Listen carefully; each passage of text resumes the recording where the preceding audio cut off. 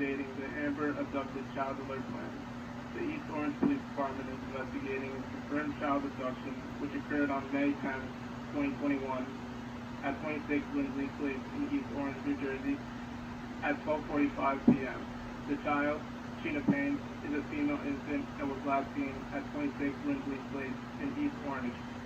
The suspect, Damion Payne, age 27, was last seen operating a 2016 white Nissan Altima bearing Virginia plate VPF 6043. Damion Payne is considered armed and dangerous. Anyone having information regarding the individuals, you are urged to immediately call 911.